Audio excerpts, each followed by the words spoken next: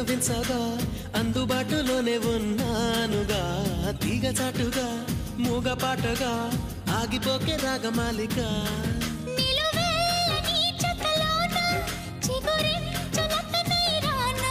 కొనగోటి కొంటె నాన్న నిన్ను మీ